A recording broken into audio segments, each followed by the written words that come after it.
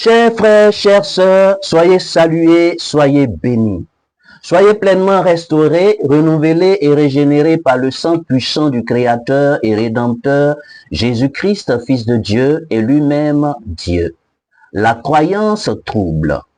De même que l'origine du Père remonte au jour de l'éternité, de même, selon Michée 5.2, l'origine du Fils remonte au jour de l'éternité. Le Père et le Fils n'ont point eu de commencement et n'auront point de fin. Le Père et le Fils sont l'Éternel Dieu. Genèse chapitre 1, versets 1 à 3, au commencement Dieu. Bien-aimé, ici, le nom Dieu est un singulier qui cache et révèle un pluriel. Dans les textes hébreux, le Dieu de la création est appelé Elohim. Elohim est un nom pluriel désignant Dieu. Il est le Dieu trois fois saint car il porte en lui 1. Les attributs et les caractères parfaits de Père. 2. Les attributs et les caractères parfaits de Fils. 3. Les attributs et les caractères parfaits d'Esprit. Elohim est donc le Père, le Fils et le Saint-Esprit. Et ce Dieu de la création appelé Elohim, ce Dieu trois fois saint qui porte en lui les attributs et les caractères parfaits de Père, de Fils et d'Esprit, ce Dieu qui est en même temps le Père, le Fils et le Saint-Esprit, c'est Jésus-Christ, Fils de Dieu et lui-même Dieu. Ésaïe 9.6, le prophète prophétise et dit, « Car un enfant nous est né, un fils nous est donné, et la domination reposera sur son épaule. On l'appellera admirable, conseiller, Dieu puissant, Père éternel, Prince de la paix. » Bien-aimé, selon cette prophétie, Jésus-Christ est Fils, et donc portant en lui les attributs et les caractères parfaits de Fils. 2. Jésus-Christ est Dieu puissant, ayant en lui la puissance de Dieu, portant en lui les attributs et les caractères parfaits de Dieu puissant, de Saint-Esprit ou d'Esprit. 3. Jésus-Christ est Père éternel. Père éternel. Le prophète prophétise et dit Père éternel, car il porte en lui les attributs et les caractères parfaits de Père éternel. Jésus-Christ est donc la parfaite incarnation du Dieu trois fois saint. Genèse chapitre 1, verset 1. Au commencement donc, Elohim, dans ses attributs et ses caractères parfaits de Père, créa les cieux et la terre. Verset 2. La terre était informe et vide. Il y avait des ténèbres à la surface de l'abîme. Et l'Esprit de Dieu, l'Esprit d'Elohim, Elohim dans ses attributs et ses caractères parfaits d'Esprit, de Saint-Esprit ou de Dieu puissant, se mouvait au-dessus des eaux. Verset 3.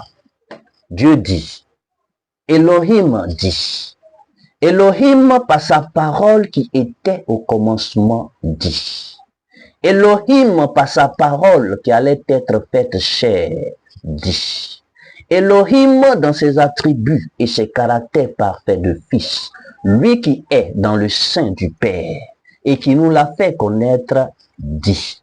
Jésus dit que la lumière soit et la lumière fut. Genèse chapitre 1, verset 26, Dieu dit, Elohim par sa parole dit, Jésus dit, faisons l'homme à notre image selon notre ressemblance. Et Elohim créa l'homme à son image selon sa ressemblance. 1. Il créa l'homme à son image selon sa ressemblance en insufflant à l'homme des attributs et des caractères parfaits de Père, parce que l'homme allait devenir Père sur la terre. 2.